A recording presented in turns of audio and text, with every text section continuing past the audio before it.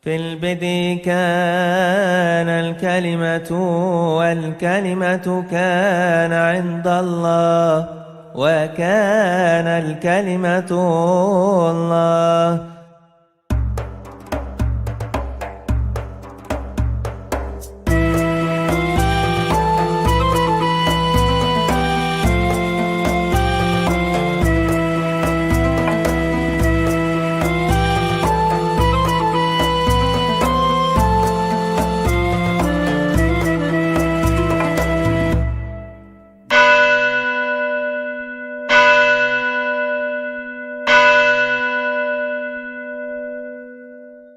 Sebetulnya tema ini adalah tema yang sering disalahpahami, khususnya dalam perjumpaan kita dengan saudara-saudara Muslim.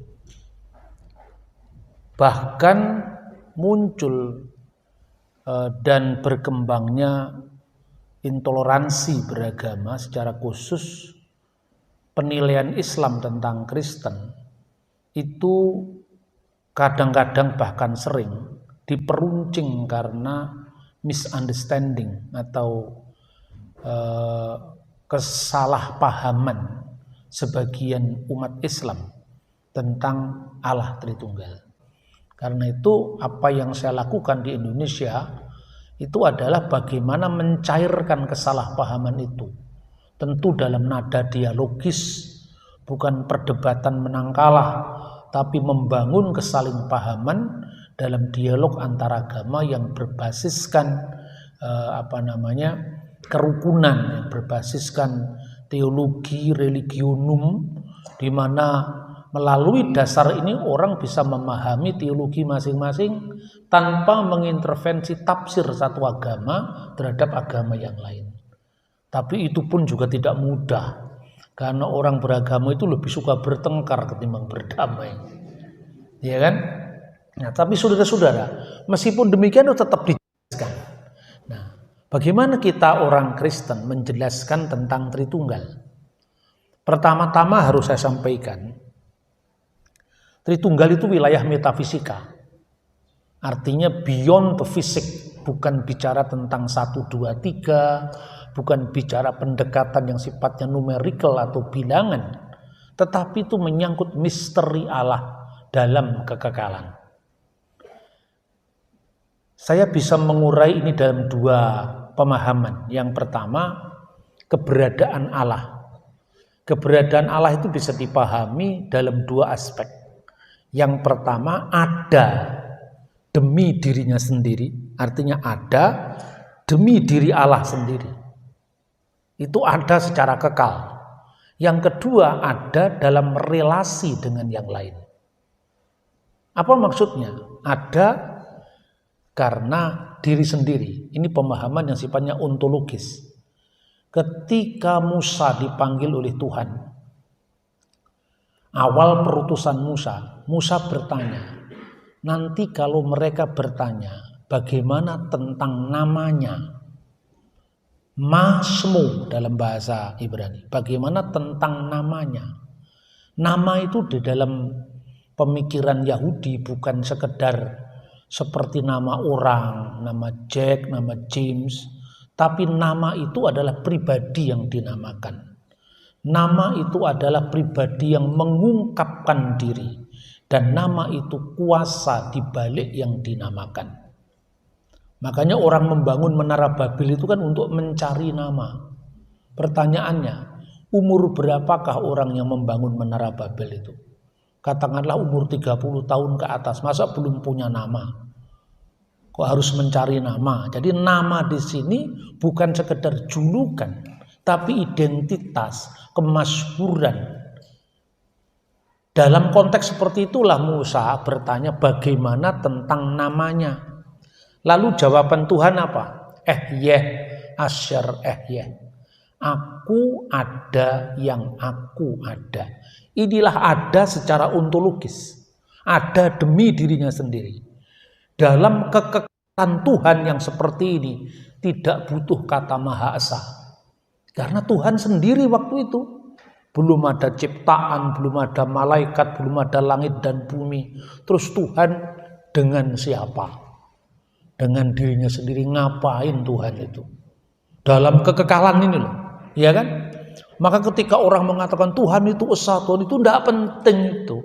Kalau sekedar mengatakan Tuhan esa, setan juga tahu kalau itu, ya kan? Misteri inilah yang mau diungkap dalam Allah Tritunggal. Maka ada yang pertama diungkapkan Ehyeh, Asyar, Ehyeh. Ehyeh itu dari kata hayah bahasa Ibrani. Artinya ada. Ehyeh artinya aku ada. Yang Asyar, aku ada.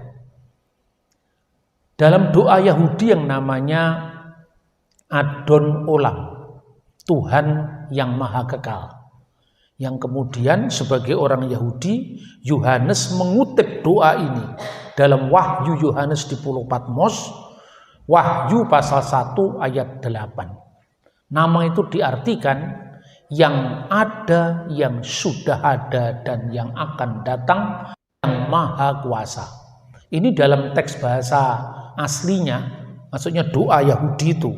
Kalau Yohanes menulisnya dalam bahasa Yunani Koine, itu adalah Vehu Hayah, Vehu Huweh, Vehu Yihye Batif Arah. Dia yang ada, yang sudah ada, yang seterusnya ada, yang Maha Kuasa. Inilah doa Yahudi. Nah, dalam konteks seperti itulah Tuhan dalam misterinya yang kekal. Kita renungi umat beriman.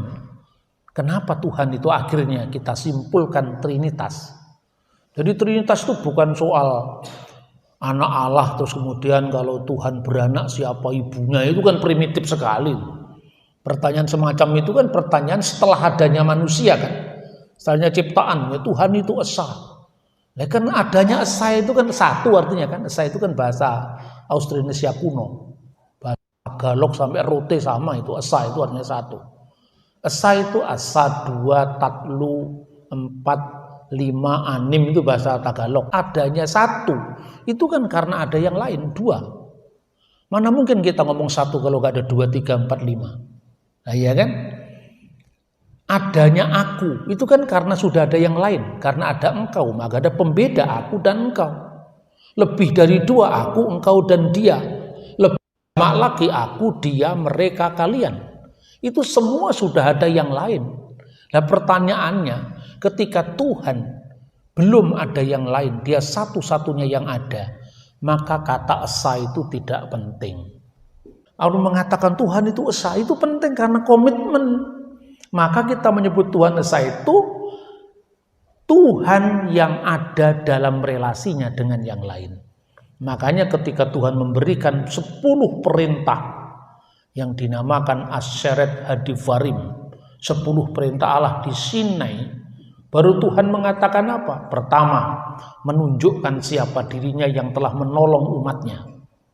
Anoki Adonai Eloheka Asher Hosetika Me'aret Misrayim Mibet Afadim. Aku inilah Adonai, Tuhan Allah sembahanmu yang membawa engkau keluar dari tanah Mesir, dari tempat perbudakan. Di sini ada Allah mendeklar apa yang sudah dilakukan kepada umatnya Israel. Lalu sekarang apa komitmenmu terhadap Tuhan yang telah menolongmu? Apa komitmenmu terhadap Tuhan yang telah menyelamatkanmu? Lo yihye leha Elohim akhirim alpanai. Jangan ada ilah lain di hadapan hadiratku. Ini komitmen. Kamu tidak boleh menduakan Tuhan, itu komitmen. Sebelum adanya ciptaan, Tuhan tidak butuh kata asa. Baru hukum ini harus kamu ajarkan kepada anak-anakmu ketika engkau bangun, ketika engkau menjelang tidur, ketika engkau dalam bepergian. Maka kemudian ada Shema Yisrael, Adonai Elohenu, Adonai Echad. Dengarkanlah wahai Israel, Tuhan sembahan kita, Tuhan itu esa. Nah inilah kata esa, kata echad itu muncul. Jangan dipotong langsung esa, tidak bisa. Nah itu kan esa itu menunjukkan Bukan komitmen manusia karena kita memahami keberadaan Tuhan dalam relasinya dengan yang lain. Lalu saudara-saudara, dalam perjalanan umat Allah ini, dari masa yang kita sebut perjanjian lama menurut istilah Kristen, sampai masa perjanjian baru. Penghayatan tentang Allah itu, selain kita melihat dari kitab suci, ya, tapi kita juga melihat dari liturgi. Begitu kita membaca kitab Taurat lembaran pertama, di situ sudah menyebutkan Allah, Roh Allah, dan Firman Allah. Bereshit bara Elohim et hasamayim ve et saaret. Pada mulanya Elohim Allah menciptakan langit dan bumi. Bagaimana keadaan bumi ketika itu? Aret hayyitah tohu wabohu. Bumi itu belum berbentuk dan kosong. Wahosek dan kegelapan alfene tehom menutupi samudra raya. Wiruah Elohim dan roh Allah merakefet alfene hamayim melayang-layang di atas permukaan air. Roh itu sumber hidup dalam diri Allah yang menyalurkan hidup kepada ciptaan yang masih dalam tahap pembentukan. Lalu wayumir Elohim dan berfirmanlah Allah, yehi or, jadilah terang, maka terang itu jadi. Allah, roh Allah, firman Allah. 3 kali disebut kata Elohim itu menunjukkan eksistensinya hanya satu. Kenapa? Allah, roh Allah, firman Allah. Allah bicara eksistensi. Roh Allah bicara tentang rohnya sang eksistensi ini. Firman Allah, firmannya sang eksistensi ini. Maka satu dalam ketigaan. Kan begitu. Terus kemudian Mazmur 33 ayat 6. Oleh firman Tuhan langit dijadikan. Oleh nafas dari mulutnya segala bala tentaranya. Muncul lagi ada ketigaan ini, ya kan? Kemudian pada masa perjanjian baru, ketika Yesus memberikan perintah pekabaran Injil, pergilah, jadikanlah semua bangsa muridku dan baptiskanlah mereka dalam nama Bapa dan Putra dan Roh Kudus. Bahasa aslinya esto onomatopatros ketu iu ketu agiu pneumatos. Di dalam nama, di sini bentuk tunggal. Kalau kita memahami teks itu bentuk tunggal, bukan di dalam nama-nama. Bahasa Yunani esto onomata, tapi di dalam nama, in the name of the Father and the Son and the Holy Spirit. Jadi Father, Son and the Holy Spirit itu adalah one God. Clear sebetulnya.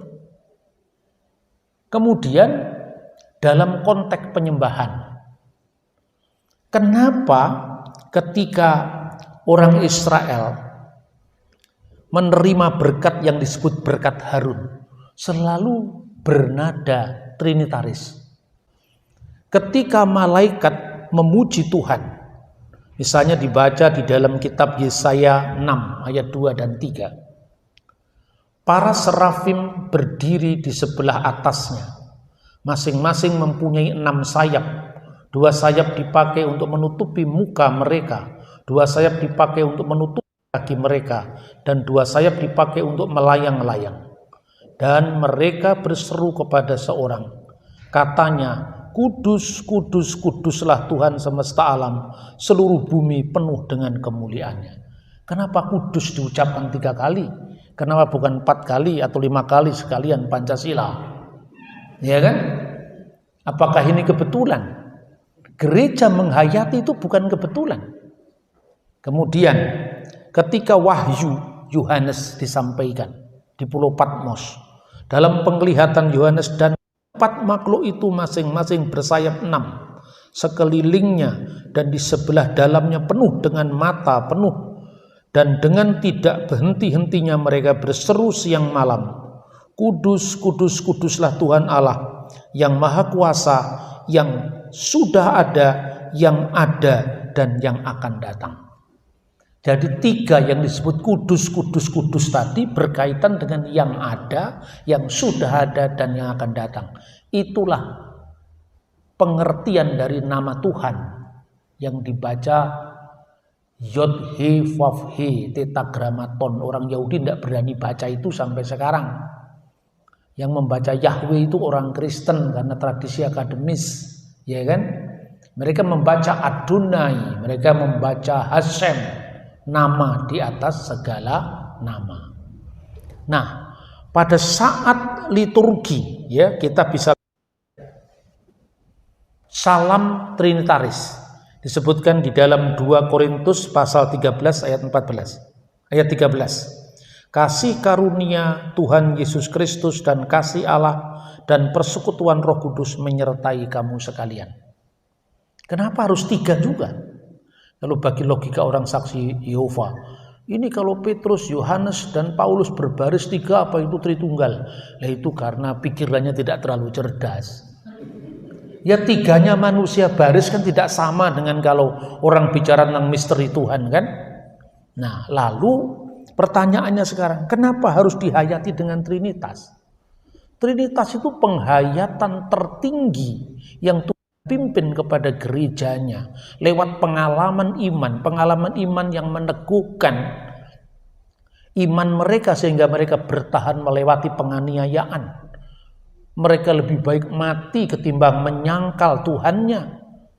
Ketika Polikarpus uskup Smyrna, muridnya Rasul Yohanes, wafat, dia disiksa dan dinaikkan ke api untuk dibakar. Dia dikatakan sama wakil dari Prokuma, sangkalah Yesus itu, apa sulitnya kamu membakar dupa di depan patung kaisar? Apa sulitnya? Bekerja samalah dengan kami. Itu orang yang menangkap Polikarpus. Polikarpus diam, dia tidak mengucapkan sepatah kata pun sampai kemudian dia menegaskan komitmennya. 86 tahun saya mengikuti dia dan dia tidak pernah mengecewakan aku. Dia lebih baik mati ketimbang menyangkal Sang Kristus. Lalu ketika dia dibakar itu, dia mengucapkan himne kepada Allah Tritunggal. Waktu itu belum disebut Tritunggal. Lah orang sebutannya dipersoalkan, isinya gagal paham. Relasi antara Bapa, Putra, dan Roh Kudus yang disebutkan dalam teks baptisan Tuhan Yesus tadi, atau Allah firman-Nya dan rohnya itu seperti apa? Baru kira-kira tahun 180-an, ini judulnya loh, 180 itu judulnya. Itu muncul untuk pertama kali kata triados. Dari siapa? Dari Mar Theophilus al-Antaki, Alkitis Theophilus dari Antioquia, Santo Theophilus dari Antioquia. Dia menulis dalam bukunya itu kira-kira seperti ini. Triados, Hotheos, Triados, Tritunggal yaitu Allah. Keho logos auto, ketis supias auto. Allah dan firman-Nya dan logosnya dan roh kebijaksanaannya. Katanya di sini menunjuk kepada Dia yang satu. Saya, subjek, pikiran sayanya kan tetap menunjuk kepada yang satu. Roh saya menunjuk kepada yang satu. Kata auto di sini menunjuk kepada bukan subjek lebih dari satu. Maka dikatakan tis supias auto, dan kebijaksanaannya. Berarti roh kebijaksanaannya Allah. Logos auto berarti logosnya Allah. Ini berarti ada kesatuan di dalam ketigaan tadi. Kemudian kenapa harus ada katanya di situ? Katanya di situ menunjuk pada kesatuan. Lalu apa formulasinya seperti apa? Lewat bimbingan Roh Kudus, gereja sepanjang abad kemudian menggumuli panggilan itu, menggumuli pengalaman itu mau diformulasikan seperti apa supaya menjadi pedoman bagi umat, supaya umat tidak bingung, kan begitu. Rumus itu dasarnya apa? Dasarnya pengalaman yang mendahului perumusan. Pengalaman kan ada dulu. Polikarpus berani mati memuja Tritunggal. Paulus mengucapkan salam berkat demi Tritunggal.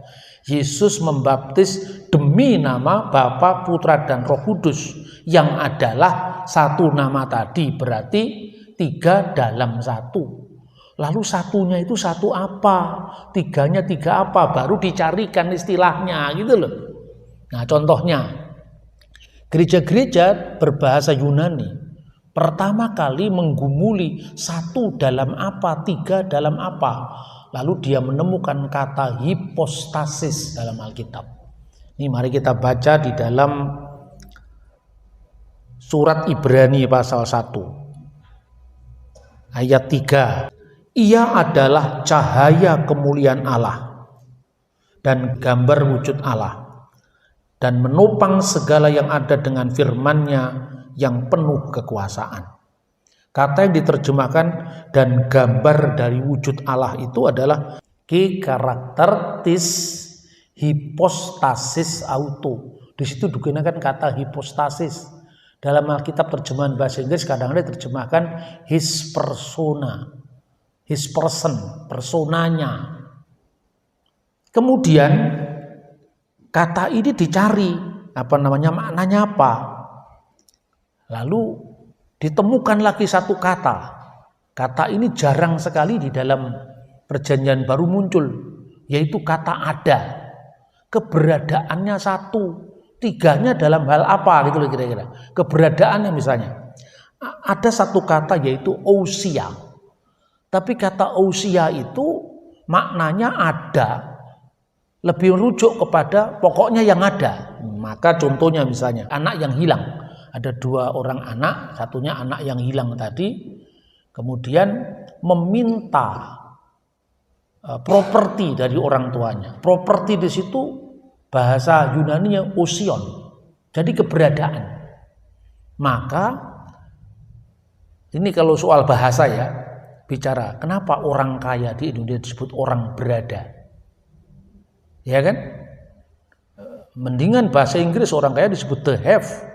Dia memiliki, tapi tidak sepenuhnya keberadaannya. Tapi kalau orang Indonesia itu lebih parah. Orang kaya disebut orang berada, karena adanya diukur dari kekayaannya, benar apa tidak?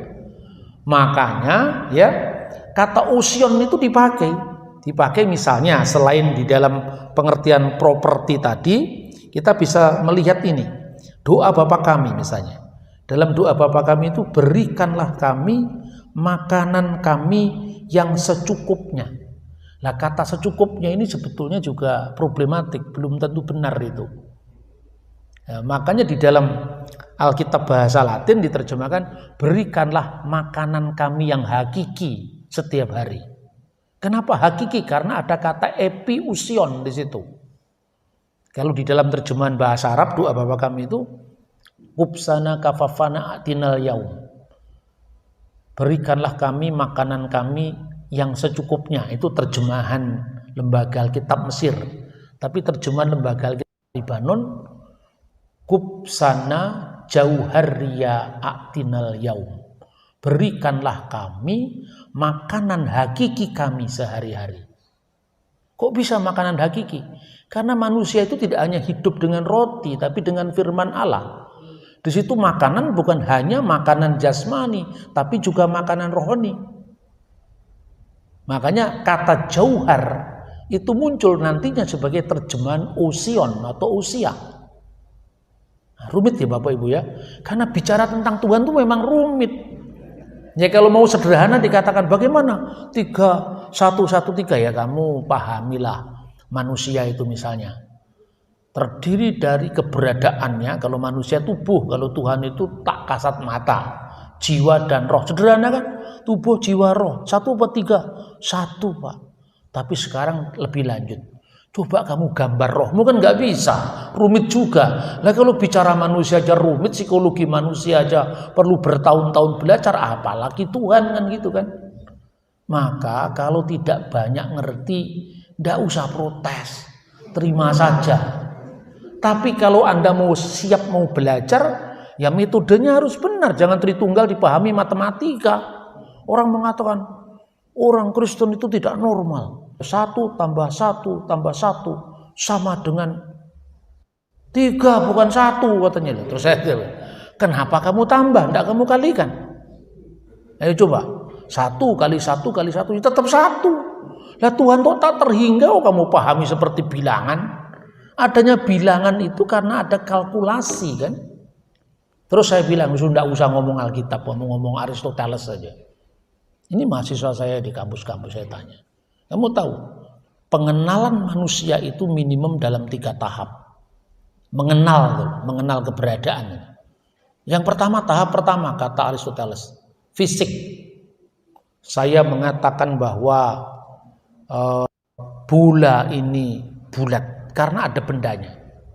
Pengalaman fisik saya mengalami bola bulat, maka saya akan bola itu bulat. Meja ini persegi panjang, kan ada bendanya, persegi panjang. Itu kalau kata Aristoteles itu pengenalan ilmu yang paling rendah. Baru ditingkatkan satu tahap lagi, namanya matesis. Matesis itu sudah kalkulatif. Misalnya 5 kali 5 sama dengan 25, 5 kali 10 sama dengan 50, 10 kali 100 sama dengan 1000, 1000 kali 10 sama dengan 10.000. Coba gambaran 10.000 seperti apa. Lalu digambarkan 10.000 rupiah, 10.000 dolar. Lah itu kan gambar 10.000 angka. Tapi 10.000 itu 10.000 apa? 10.000 kilometer, 10.000 liter, 10.000 mil itu apa?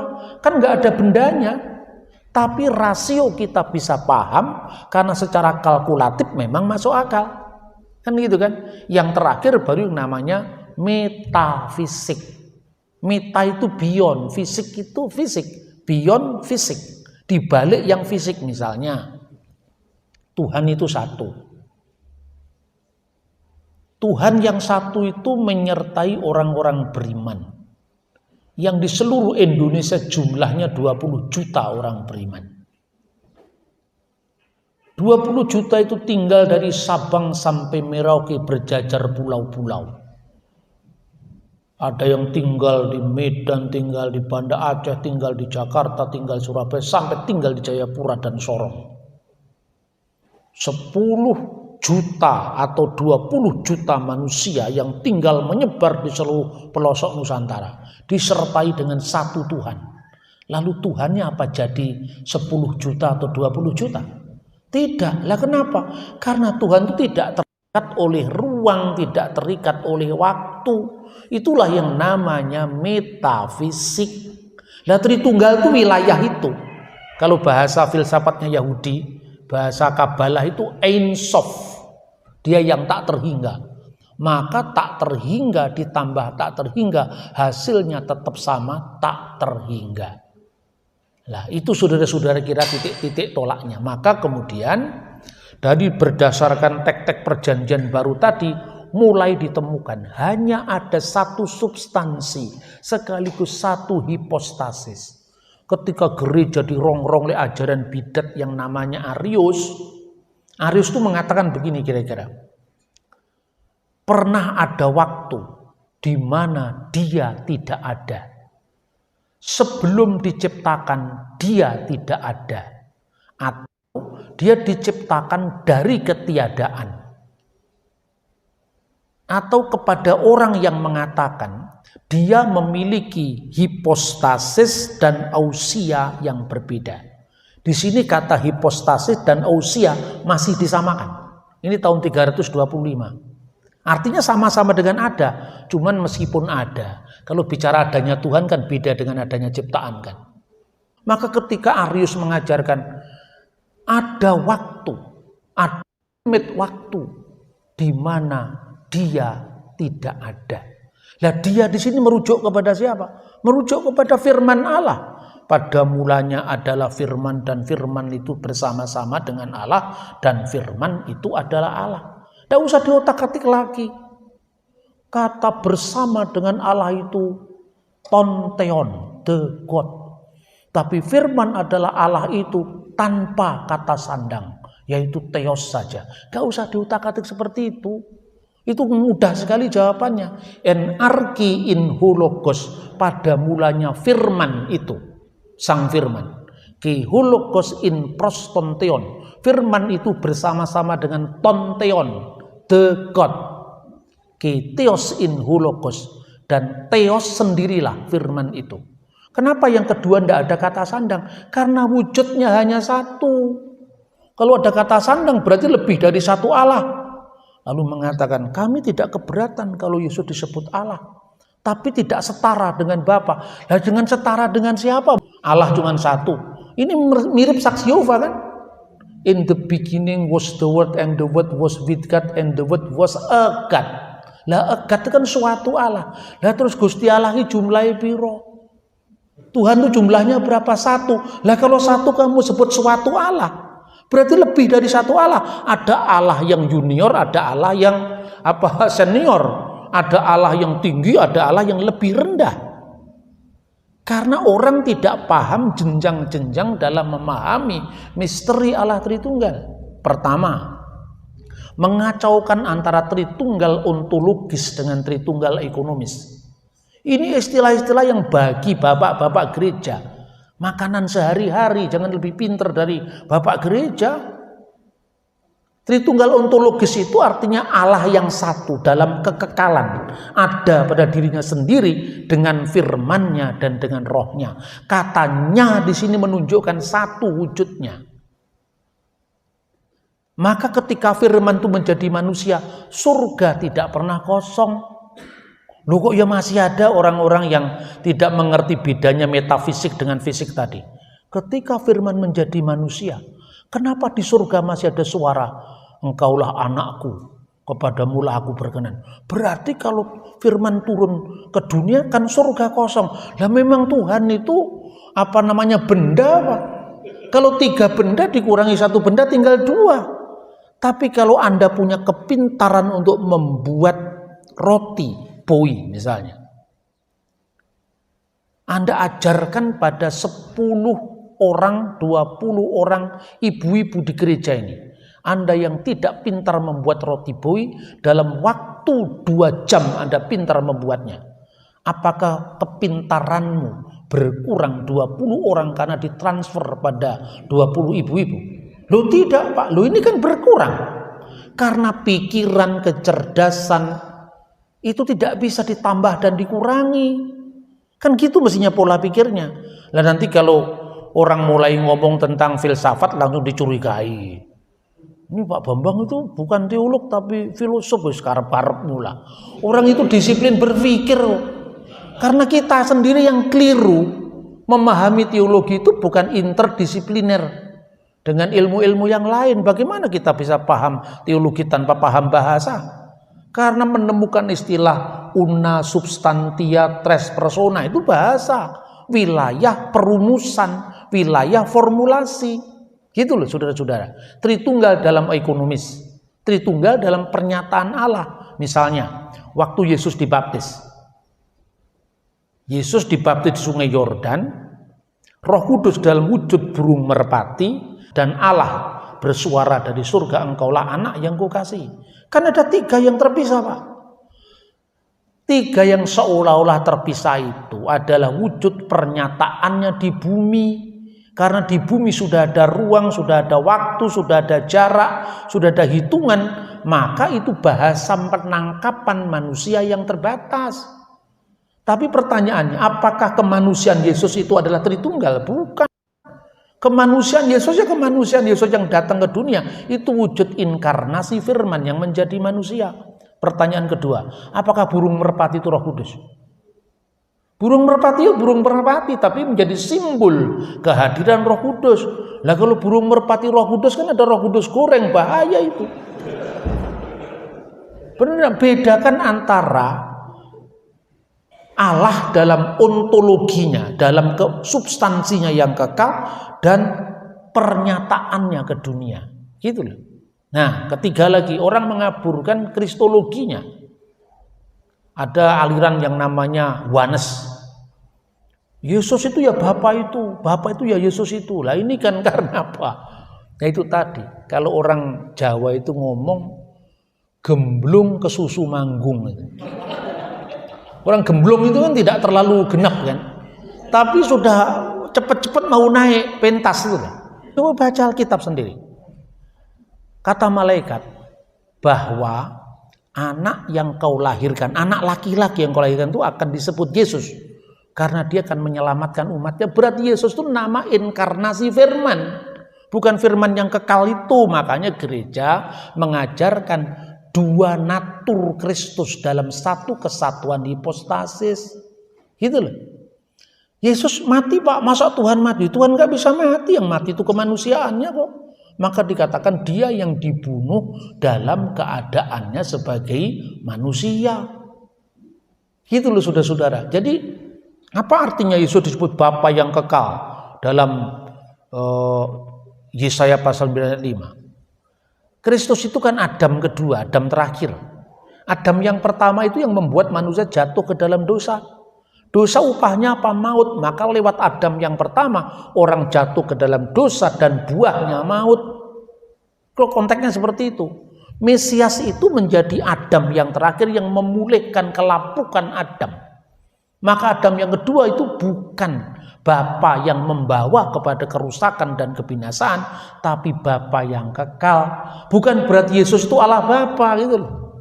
Kan tidak sulit memahami itu sebetulnya. Akhirnya kata ousia dan kata hipostasis yang dulunya itu artinya cenderung sama, kemudian nanti di konsili berikutnya. Konsili Konstantinopel tahun 381, kemudian kata hipostasis tidak ada lagi di situ, hanya kata ousia.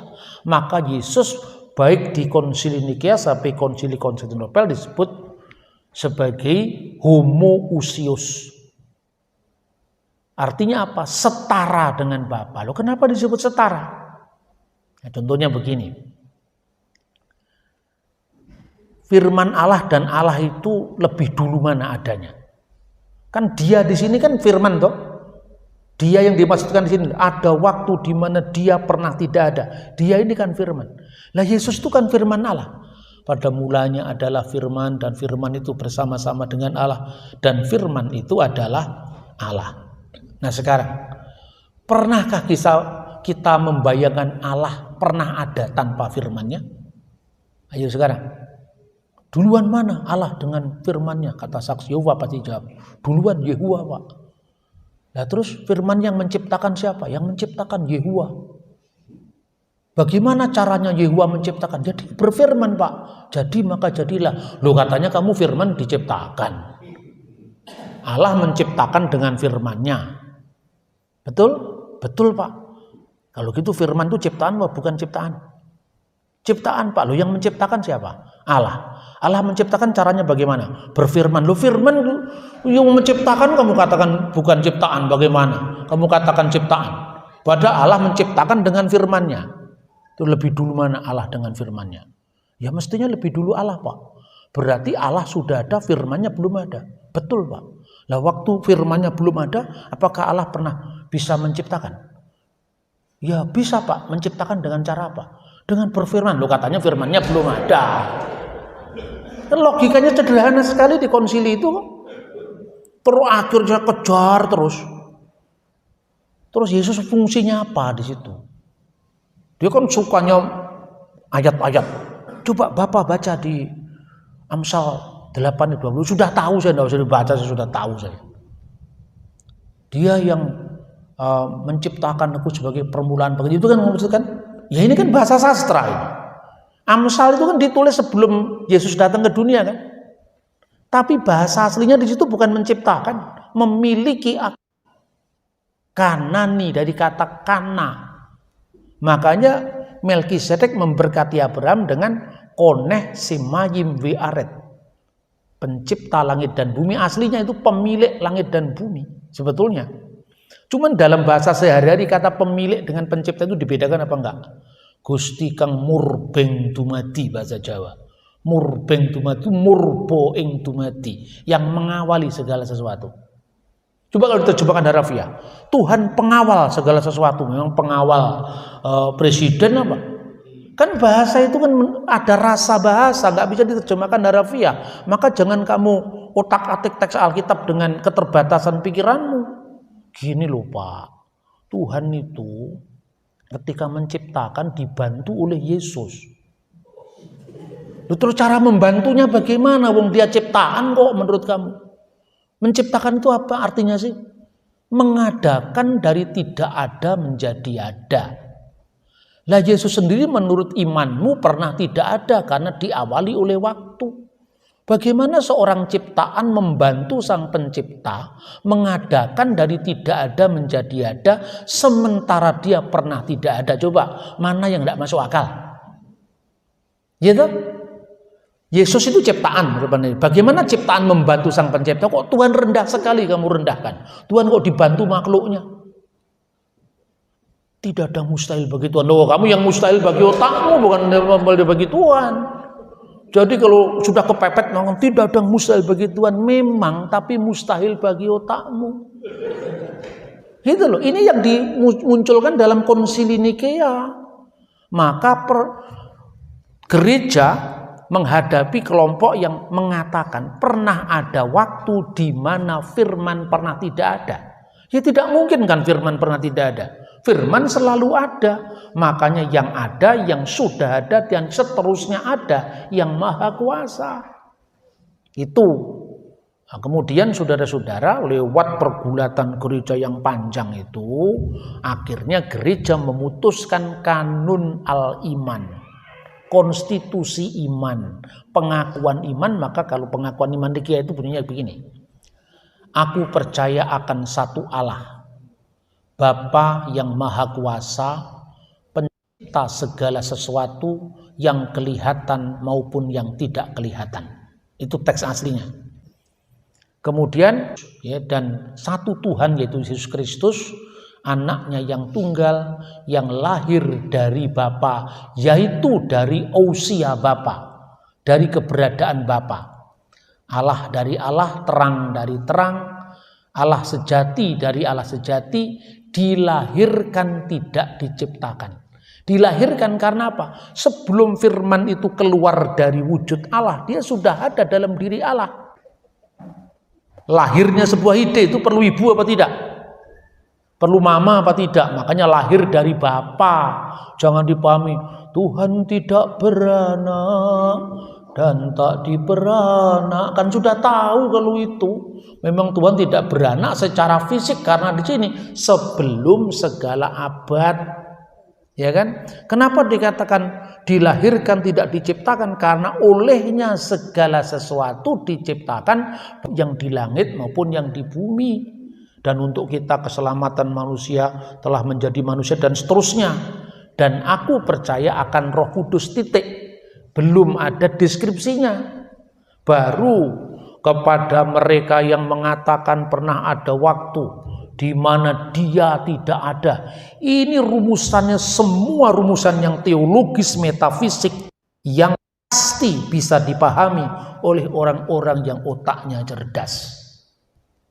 Kalau otaknya kurang cerdas, sulit membedakan satu batu dengan satu Tuhan, nggak mampu. Bagaimana sombong sekali mengatakan konsili itu tidak masuk akal. Saya jawab, tidak masuk di akalmu, bro. Kamu tidak pernah belajar metafisika, tidak pernah belajar sejarah.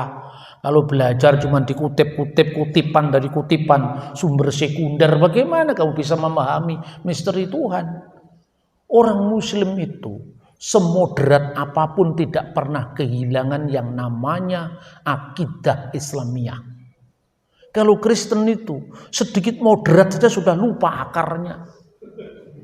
Loh, ini saya katakan terjadi. Saya bersama dengan teman-teman Muslim intelektual Islam mulai dari zaman Gus Dur, Cak Nur, Komarudin Hidayat sampai sekarang ini, tidak pernah mereka meragukan formula iman mereka. Tapi kalau bicara tentang bagaimana pembaruan agama dalam konteks perjumpaan dengan yang lain, ya silahkan. Nah itulah, maka kemudian dirumuskan hubungan antara ketigaan tadi dirumuskan. Lalu pada konsili tahun 381 baru Roh Kudus itu ditambahkan deskripsinya. Aku percayakan Roh Kudus yang menjadi Tuhan yang menghidupkan, yang keluar dari Bapa, bersama-sama dengan Bapa disembah dan dimuliakan dan seterusnya. Itulah sejarahnya pengakuan iman. Menurut saya ini adalah pengakuan iman gereja semesta sebelum skisma, sebelum perpecahan. Titik inilah Ortodok, Katolik, Protestan dan segala denominasinya bisa menyatu. Bahasanya Aramaik, lalu diterjemahkan dalam bahasa Aramaik. Mia ousia tres hipostasis diterjemahkan dengan hat ousia talat gnome. Artinya apa? Satu, ousia, satu keberadaan, talat itu bahasa Aramaik, tiga, bahasa Arabnya salasa. Gnome itu yang nantinya diterjemahkan dalam bahasa Arab oknum, menjadi bahasa Indonesia oknum. Nah bahasa Arabnya apa? Maka kemudian terakhir dirumuskan satu substansi dalam tiga persona. Itu dari bahasa Yunani. Mia ousia tres hipostasis. Di sini hipostasis dibedakan dengan ousia. Ousia itu adalah keberadaan, bahasa Arabnya al-wujud, keberadaan, eksistensi, ya. Kemudian hipostasis dari kata hipo dan stasis, berdiri pada. Oh, berarti ini bagian kalau gitu. Makanya kemudian diterjemahkan dalam bahasa Latin tres personae, tiga pribadi. Tapi pribadi di sini bukan pribadi psychological personality, bukan. Kalau psychological personality itu antara satu dengan yang lain terpisah. Tapi teks yang dipakai oleh Tertullian itu una substantia tres personae. Diskresi non separati, distingsi non divisi. Nah ini sulit ini memang ya, apa Tritunggal itu ilmunya orang pinter ya mesti sulit lah, ya kan? Tapi kalau kita pahami tidak sulit. Berbeda tapi tidak terpisah, memiliki kekhasan secara tak terbagi. Ketika Tuhan firman-Nya menjadi manusia, surga tidak pernah kekosongan firman. Karena apa? Metafisik. Lalu diterjemahkan dalam bahasa Aramaik, karena gereja waktu itu kan sebelah barat menggunakan bahasa Yunani dan Latin, sebelah timur menggunakan bahasa Aramaik.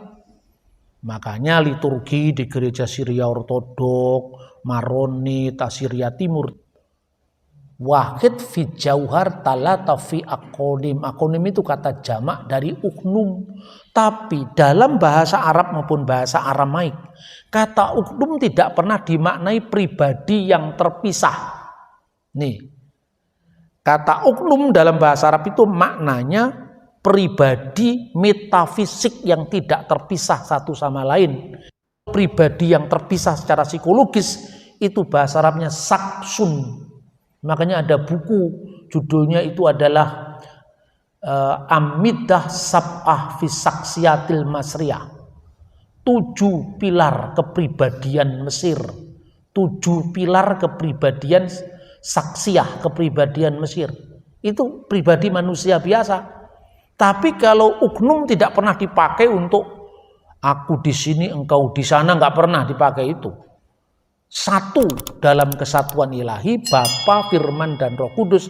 Allah, Firman-Nya, dan Roh-Nya tidak terpisah satu sama lain, tapi memiliki kekhasan masing-masing. Sebab kalau Bapa, Putra, dan Roh Kudus itu seperti satunya manusia, pikirnya, dan rohnya, Tuhan akan kesepian. Karena tidak ada kejamakan dalam dirinya. Nah, ilmu yang seperti ini biasanya diteruskan di atas jam 12:30 malam. Kalau sekarang saya sudahi dulu sampai di sini. Tuhan memberkati. Mari kita